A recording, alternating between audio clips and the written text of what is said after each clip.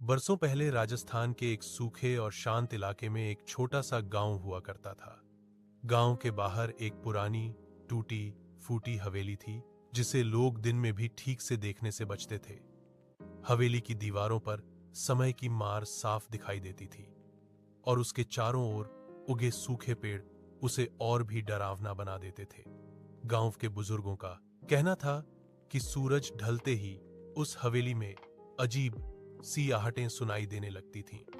लोग कहते थे कि वहां एक ब्रह्म राक्षस रहता है, लेकिन कोई यह नहीं जानता था कि उस डरावनी आत्मा के पीछे एक अधूरी प्रेम कहानी छुपी हुई है।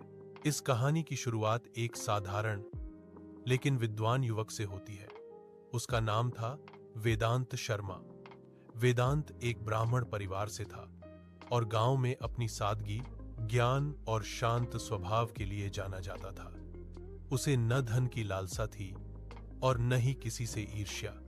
उसका जीवन वेदों, ग्रंथों और सत्य की खोज में बीत रहा था।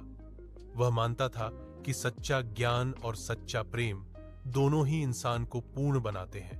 उसी गांव में रहती थी मीरा। मीरा बेहद सरल स्वभाव की लड़की थी। उसकी आंखों में मासूमियत और गहराई दोनों झलकती थी। वह रोज सुबह मंदिर जाती और भगवान के सामने दीपक जलाकर प्रार्थना करती। वेदांत अक्सर उसी मंदिर के एक कोने में बैठकर ग्रंथ पढ़ता रहता। शुरू में दोनों एक दूसरे को बस देखकर आगे बढ़ जाते थे, लेकिन धीरे धीरे उनकी नजरें मिलने लगीं। फिर हल्की फुल्की बातें होने लगीं और कब वह बातें मुस्कान में बदल गईं, किसी को पता ही नहीं चला। वेदांत को मीरा से प्रेम हो गया था, लेकिन वह संकोची था। उसे डर था कि कहीं मीरा उसे ठुकरा न दे। एक दिन उसने हिम्मत जुटाई और मीरा से कहा कि वह बहुत साधारण इंसान है और उसके पास धन दौलत नहीं है। मीरा ने उसकी बात सुनकर मुस्कुराते हुए कहा कि उसे धन नहीं चाहिए, उसे बस एक सच्चा और ईमानदार जीवन साथी चाहिए। उस दिन दोनों ने बिना किसी बड़े वादे के एक दूसरे को अपना मान लिया। लेकिन हर प्रेम कहानी को किसी न किसी की नजर लग ही जाती है। गांव का जमींदार, जो ताकत और धन के नशे में चूर था, मीरा को अपने लिए चाहता था। जब उसे पता चला कि मीरा किसी साधारण ब्राह्मण युवक से प्रेम करती है, तो उसके अहंकार को ठेस पहुंच गई। उसने वेदांत को रास्ते से हटाने की ठान ली।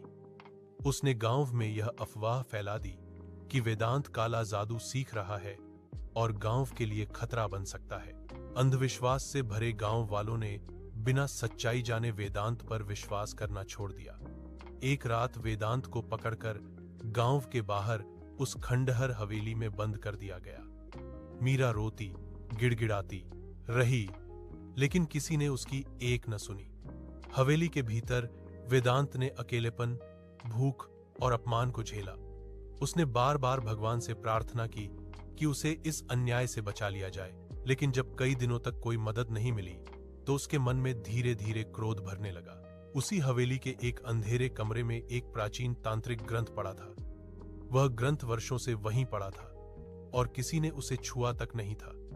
वेदांत ने जब वह ग्रंथ देखा, तो उसने उसे अपने दुख का आखिरी सहारा मान लिया। दर्द, गुस्से और निराशा में उसने उस ग्रंथ के मंत्र पढ़ने शुरू कर दिए। उसे यह एहसास नहीं था कि वह अपने ही विनाश का रास्ता चुन रहा है। कुछ ही समय बाद हवेली के भीतर वेदांत की मृत्यु हो गई, लेकिन उसकी आत्मा को शांति नहीं मिली। उसके भीतर का क्रोध, अपमान और अधूरा प्रेम उसे मृत्यु के बाद भी बांधे रहा। वही वेदांत अब एक ब्रह्म राक्षस बन चुका था। उसका शरीर भयानक था, आंखें जलती हुई और आवाज गूंजती हुई, लेकिन उसके दिल में आज भी मीरा बसी हुई थी। मीरा को जब वेदांत की मौत की खबर मिली, तो वह टूट गई। उसने खुद को दोषी मान लिया। वह हर रात हवेली के बाहर जाकर एक दिया जलाती और वेदांत का नाम लेती। एक अमावस्या की रात मीरा ने रोते हुए हवेली के सामने कहा कि अगर वेदांत कहीं भी है, तो वह एक बार सामने आ जाए। तभी तेज हवा चली, पेड़ों की पत्तियां सरसराने लगीं और पहली बार ब्रह्म राक्षस ने किसी इंसान से बात की। मीरा डर गई, लेकिन भागी नहीं। उसने महसूस किया कि यह डर नहीं, बल्कि वही परिचित एहसास है। ब्रह्म राक्षस ने उससे कहा कि वह उसे देखकर डर न जाए। मीरा ने कांपती आवाज में कहा कि चेहरा बदल गया है, लेकिन आवाज वही है। वेदांत ने उसे अपनी सच्चाई बता दी कि वह अब इंसान नहीं बन सकता। मीरा ने कहा कि उसे इंसान नहीं चाहिए, उसे बस वेदांत चाहिए। लेकिन ब्रह्म राक्षस होने का श्राप यह था कि वह इंसानों के पास ज्यादा देर रहे तो उन्हें नुकसान पहुंचा सकता था। इसी डर से वेदांत मीरा से दूर रहने लगा। मीरा धीरे धीरे बीमार पड़ने लगी। उसके बिना जीवन उसे अर्थहीन लगने लगा। एक रात मीरा हवेली पहुंची और बोली कि अगर वेदांत का साथ नहीं मिला तो वह भी इस दुनिया में नहीं रहेगी। यह सुनकर वेदांत टूट गया। उसने तय कर लिया कि वह अपने प्रेम के लिए आखिरी बलिदान देगा। उसने उसी तांत्रिक ग्रंथ से एक अंतिम मंत्र पढ़ा जिससे उसकी शक्तियां खत्म हो सकती थीं और आत्मा को मुक्ति मिल सकती।